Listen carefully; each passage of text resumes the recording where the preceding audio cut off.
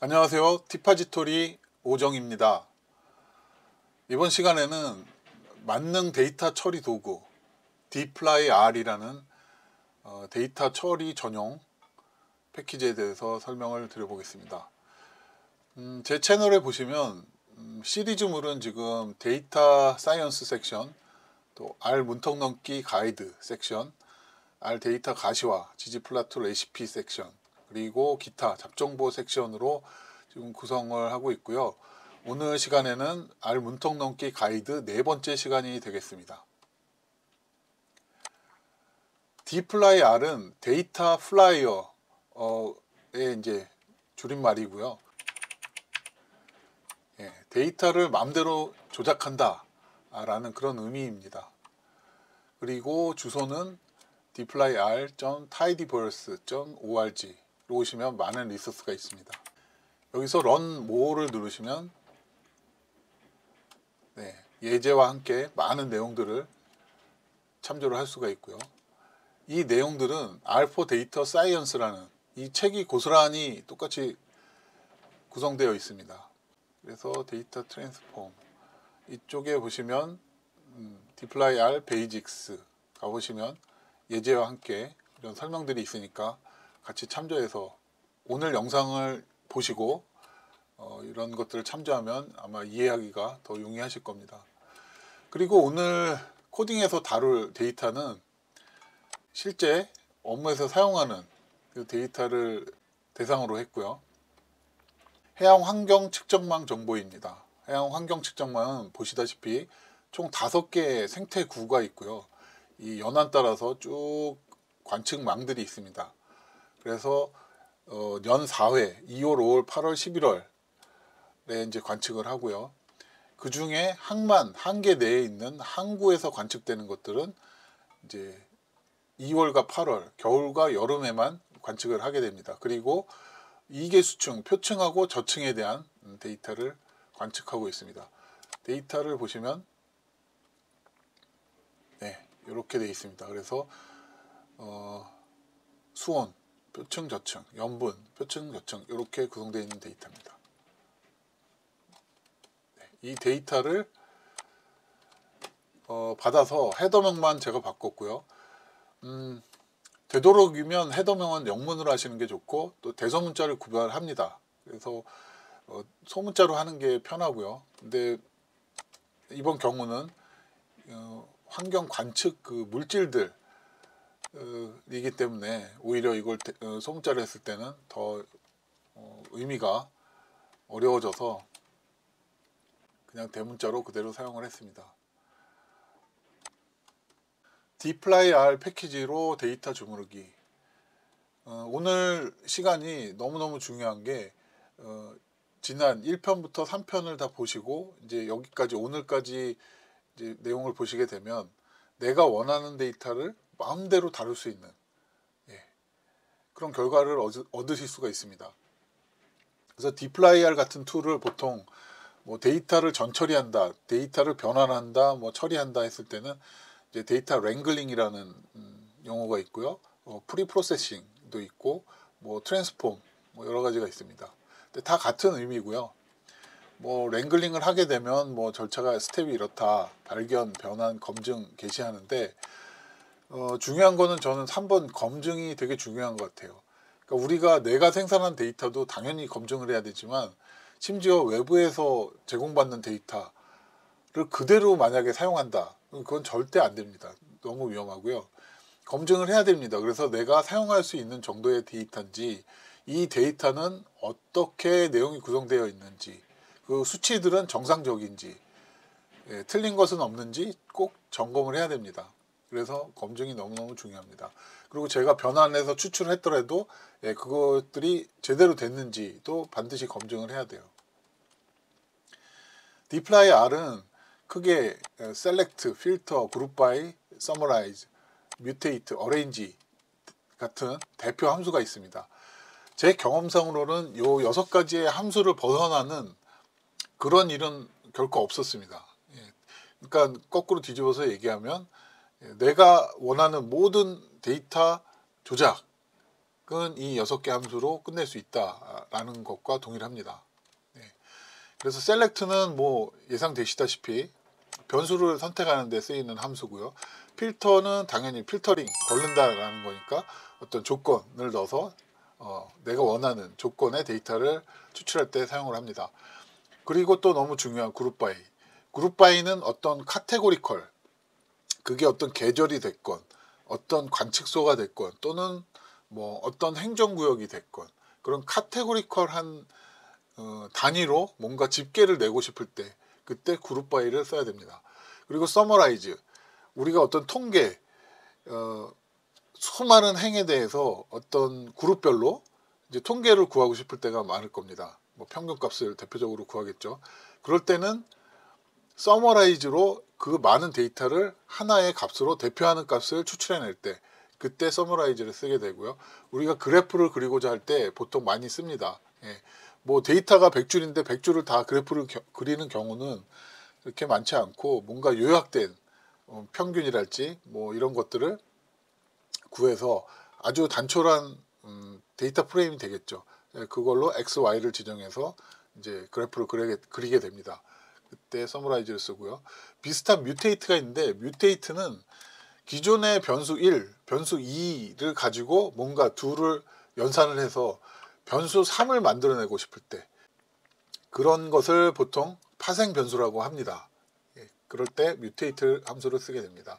그리고 모든 과정을 거쳐서 추출한 데이터를 뭐 시기별, 뭐 연도랄지 월이랄지 뭐 이런 거, 시간이랄지 이런 걸로 이제 가나다 순이랄지 그래서 데이터를 오름차순, 내림차순으로 정렬할 때 이제 마지막으로 사용하게 됩니다. 그래서 이 6개의 함수를 벗어나는 일은 아직까지 저도 겪어보지 못했습니다. 데이터를 로딩해 보겠습니다. 애플리드 CSV 파일을 읽어서 데이터 식별자는 쉼표이고 헤더는 있다. 애플리드에서 코엠이라는 데이터 프레임을 만들어라 라는 얘기죠.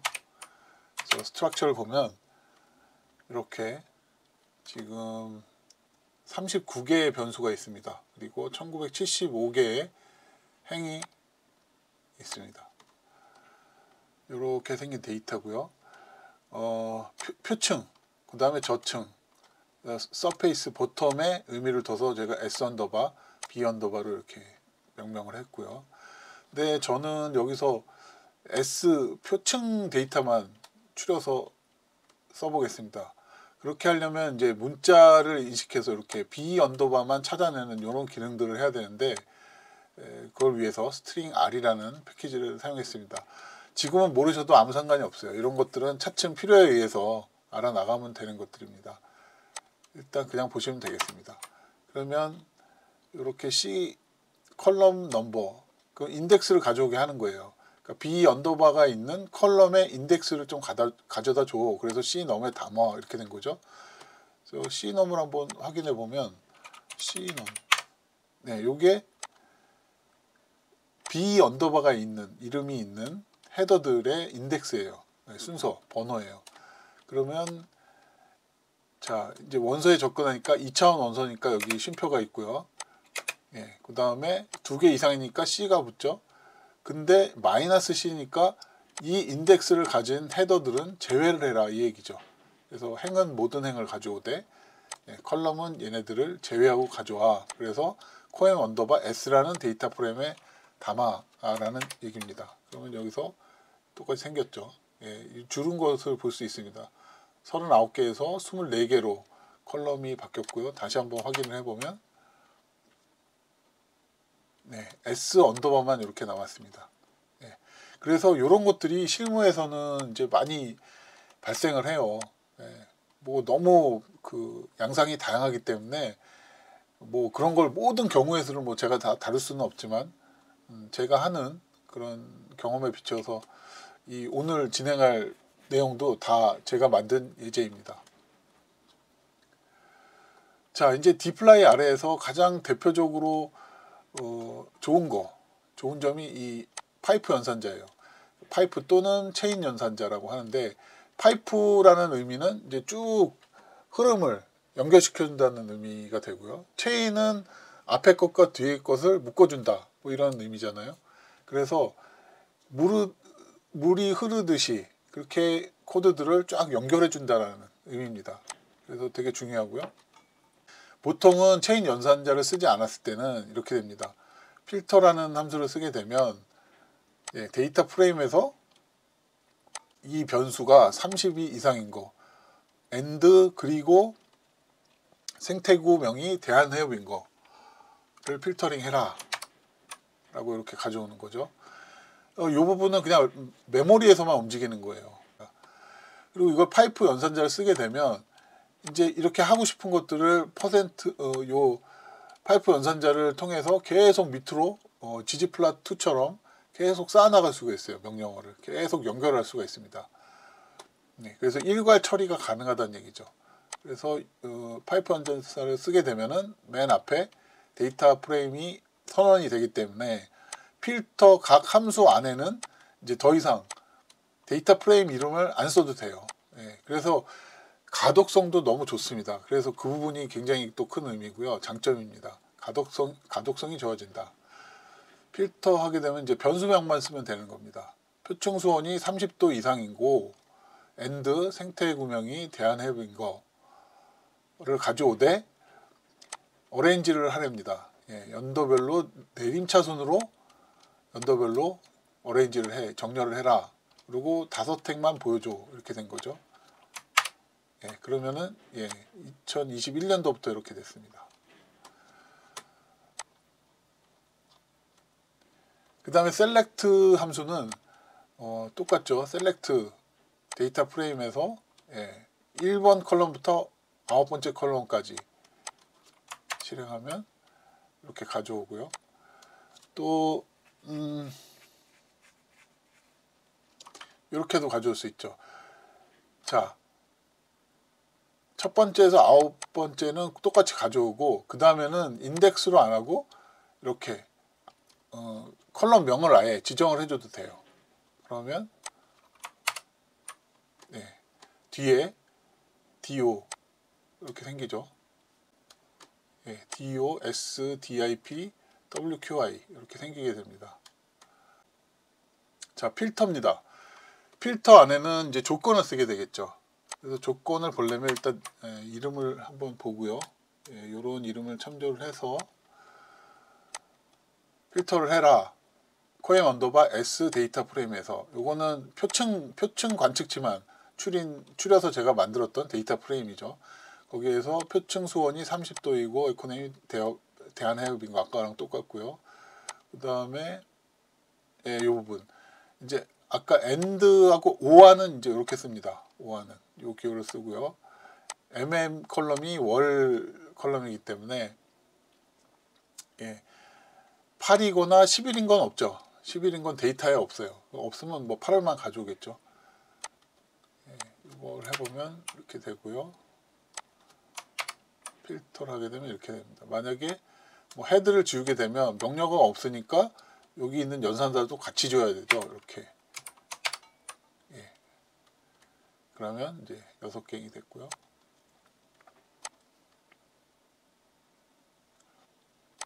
마지막은 여기서 또 요 연산자가 나옵니다. %in, C 2개 이상이니까 C로 묶었고요. 연도가 2020년이거나 2021년인 거는 다 가져오라는 얘기입니다. 이게 만약에 사람 이름이면 아무개 인 데이터는 다 가져와. 이렇게 해서 데이터를 또 추출해낼 수 있겠죠. 행에서. 근데 요거는 숫자형이기 때문에 이렇게 쓴 거고요. 만약에 문자형 변수라면 YYYY INT로 돼 있죠. 얘를 이렇게 해줘야 되겠죠. 문자형은 이렇게 해줘야 됩니다. 변수가 문자형이면.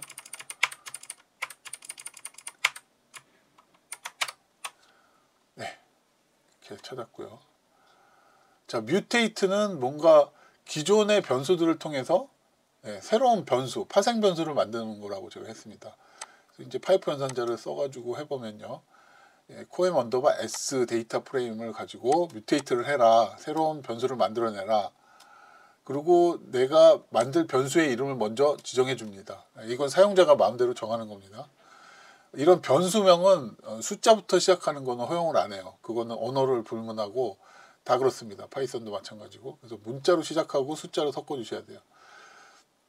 그래서 템프 디바이드 뭐 10 해가지고 표층선에 나누기 10을 한 것을 요런 변수로 만들어라. 그죠? 그리고 또 하나 더 만들으라고 하네요. 요거는 기존의 솔리니티 연분에다가 연분 언더바 10이라는 변수명을 만들고 거기에다가 기존에 있는 s 언더바 표층 연분에 10을 곱해서 이런 변수를 만들어라. 이런 변수를 만들어라. 지금 이렇게 된 겁니다. 그러면 파생 변수가 만들어지겠죠. 그러면 요 이름을 찾아보면 파생 변수가 만들어졌는지 확인이 될 겁니다. 만들어졌죠. 맨 끝에.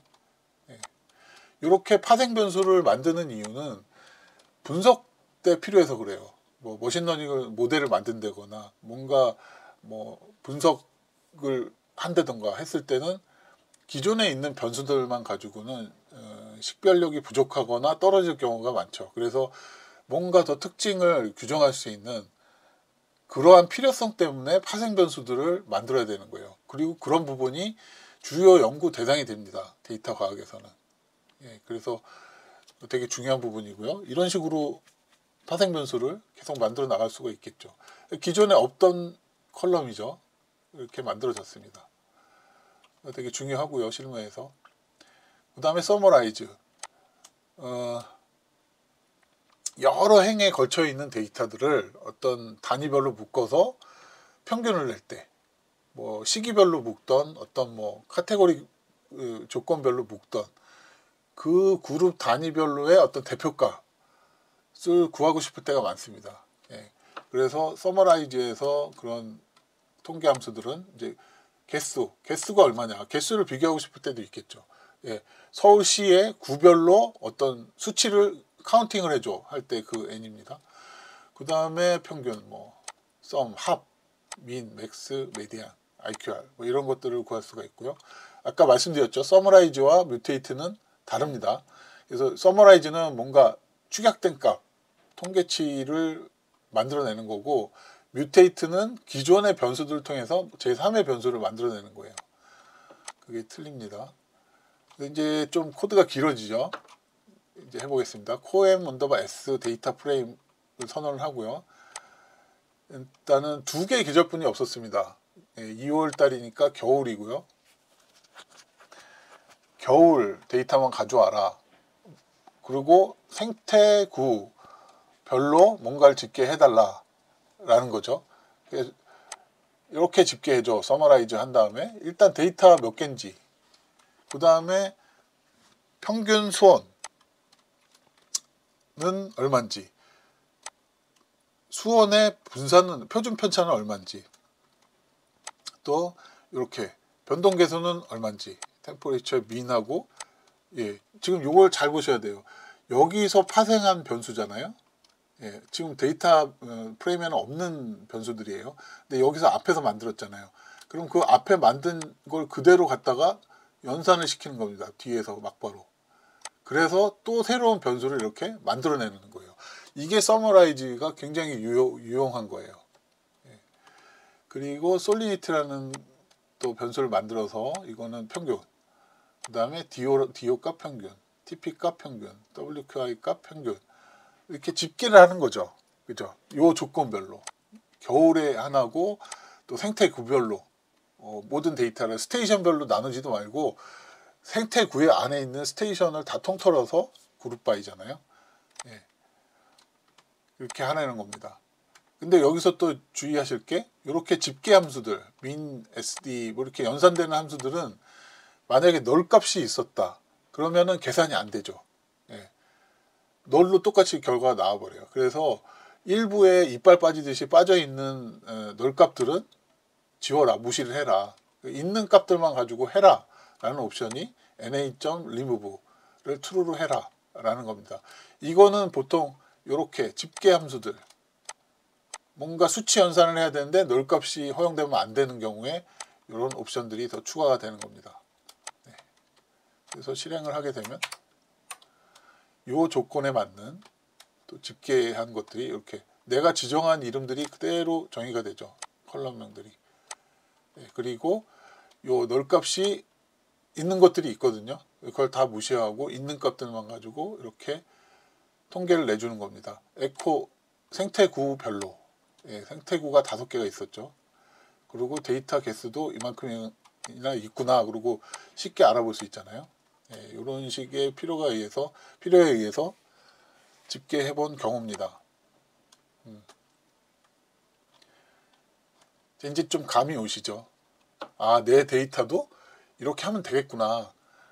감이 오실 겁니다. 그 다음에 어레인지는 뭐 그냥 상식적인 얘기고요. 연도별, 월별로 이렇게 지정하지 않으면 이 DESC, 디센드를 붙이지 않으면 그냥 오름차순입니다. 이렇게 오름차순 연도부터 나오죠. 그 월이 2개인데 2월, 8월 2개인데 2월부터 나오죠. 대신에 이제 DESC를 해버리면 제일 큰 연도, 제일 큰 월부터 이렇게 역순으로 내림차순으로 정렬이 됩니다. 이게 어레인지고. 자, 이제 오늘은 요 실습을 마지막으로 이제 마칠까 하는데요. 그러면 실전 문제입니다. 데이터 처리 집계 실무 시나리오라고 했는데 지금 제가 다루고 있는 게 항만 해양 환경 관측 정보고요. 이렇게 만약에 뭐 문제가 나왔다고 쳐보자고요. 2017년도부터 2021년 동안 여름철 대한해협 항만들의 수온, 염분, 용존산소, 총인에 대한 최대값 변수를 각각 생성하고, 자, 최대값 변수를 각각 생성하고, 이거 무슨 얘기죠? 뮤테이트를 해야 되죠. 서머라이즈를 해야 되겠죠. 집계해야 되니까요. 그 다음에 수질 등급에 대한 평균값 변수, 이것도 역시나 서머라이즈 안에 들어가야 되겠죠. 평균값이니까요. 변수 및 WQI는 워터 퀄리티 인덱스예요. 수질 지수인데 평균값에 플러스 1씩 더한 수질 등급 보정 변수를 추가하라. 그러면은 이건 뭡니까? 기존에 WQI가 있겠죠. 거기에 플러스 1씩 해서 뭔가 파생 변수를 만들라는 얘기고요. 그 다음에 관할 항만 관측 지점별, 이번에는 ST 네임, 스테이션별로 집계를 하랍니다. 그리고 어레인지를 하래요. 역순으로, 최근 연도순으로 집계하시오. 그리고 생성되는 파생 변수명은 식별 가능하도록 자유롭게 명명할 것. 이게 만약에 뭐 국가 기술 자격 시험이라고 칠 수도 있겠죠. 자, 일단은 한번 데이터를 가지고 한번 생각을 해보죠.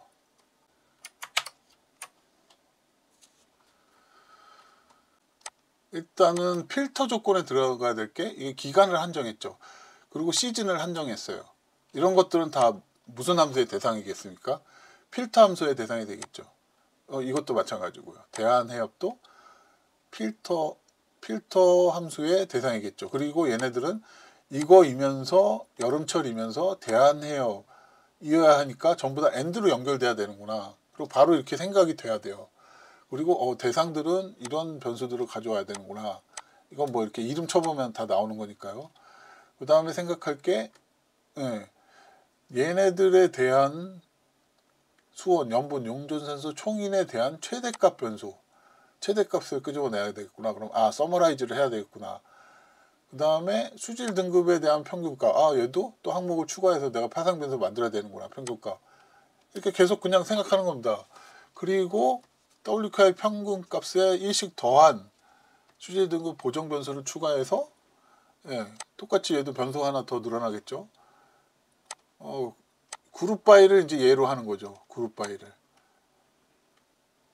관할 항만 관측 지점 별, 무슨 별 그러면 그룹 바이가 되는 겁니다. 그죠? 그룹 바이를 써야 되겠구나. 이 대상은 얘네. 그리고 어레인지를 Y로 하면 되겠구나. 이렇게 되는 겁니다. 자, 이제 코드를 보면 이렇게 되겠죠. 뭐 일단 KD라는 그냥 임의의 데이터 프레임으로 이 추출된 결과는 담도록 하고요. coem_s라는 데이터 프레임에서 자, 필터가 아까 엔드였죠. 순서를 제가 좀 바꿨었는데 아무 상관이 없습니다. 연도 조건이 앞으로 와도 아무 상관이 없어요. 순서는 뒤죽박죽이 돼도 아무 상관이 없습니다. 자, 2017년도이고 같거나 크고 YYY가 연도가 2021년보다 작거나 같다 라는 게 첫 번째였죠. 조건. 그 다음에 8월이었죠. 여름철. 그 다음에 대한해협이었습니다. 생태구가. 그러니까 이렇게 필터 함수의 end로 이렇게 엮인 거고요. 그 다음에 조건. 아까 그룹바이가 뭐였죠? 예. ST 네임이었죠. ST 네임. 근데 결과에서 그룹바이로 묶지만 그러면 ST 네임만 나오지 말고 다른 값들도 내가 나오고 싶은 것들은 같이 표현되고 싶을 필요가 있을 때는 이렇게 지정해 줘야 되고요. 예. 그리고 서머라이즈 여기서 합니다. 이제 아까 얘기한 수온에 대한 맥스값, 또 염분에 대한 맥스값, 용존산소에 대한 맥스값, 예. 또 총 질소 뭐 이런 거의 맥스값. 그죠? 그러면은 얘는 다 내가 지금 파생 변수 명을 만드는 거고 좌측은. 그죠? 맥스는 통계 함수고 요 안에 있는 게 원래 데이터베이스 안에 있는 변수명이겠죠. 예. 그리고 통계 집계를 하니까 널값이 있으면 계산이 안 되니까 다 이 옵션이 붙은 겁니다. true 이렇게. 예. 그리고 뮤테이트가 있죠. 예. 기존에 나와 있는 이제 구했을 거 아닙니까? 민값을 구했죠. 아까 WQI까지. 그러면 구해져 있는 L을 가져다가 예, 여기 WQI 에버리지를 가져다가 다시 플러스 1을 해서 새로운 WQI 언더바 픽스 변수를 만들었죠. 그래서 추가한 겁니다. 뮤테이트인 거예요. 그리고 연도선으로 예, 내림차순으로 정렬을 한 거죠. 자, 이제 다 이해가 가시죠? 예, 이렇게 결과를 얻어내는 겁니다. 뭐 얘를 파일로 저장해도 되고요. 그리고 요 알이 좋은 게 뭐 저장만 해놓으면 언제든지 그냥 재현이 되죠. 네. 자, 이렇게 해서 이번 시간에는 R을 하는 아주 큰 부분입니다. R을 하는 목적 중에 큰 부분. 데이터를 내 맘대로 다루고 싶다. 네, 그거를 이제 보여드린 거고요. 디플라이 R을 사용하는 게 얼마나 효율적이고 효과적인지 좀 느끼셨으면 좋겠습니다. 저는 실무에서 지금 엑셀 이런 거 전혀 안 쓰고요. 물론 뭐 데이터를 주고받고 하는 포맷으로는 현업에서 엑셀도 많이 쓰지만 아시다시피 엑셀이 엄청 무겁고요. 그 다음에 오히려 그 오픈소스하고 작업할 때는 오히려 방해가 돼요. 너무 자기만의 어떤 그것들이 있어서 형식들이 있어서 호환의 문제점이 있고, 그리고 또 데이터도 그렇게 많이 100만 건 이상은 못 다룰 겁니다. 아마 그런 부분도 있고 해서 이렇게 R이나 파이썬도 대동소이해요. 판다스가 이게 데이터를 다루는 거는 거의 비슷합니다. 금방 R을 익히면 파이썬도 뭐 그렇게 어렵지 않게 접근이 되고요. 그래서 꼭 오늘 내용을 자신의 것으로 만드시길 바랍니다. 네, 감사합니다.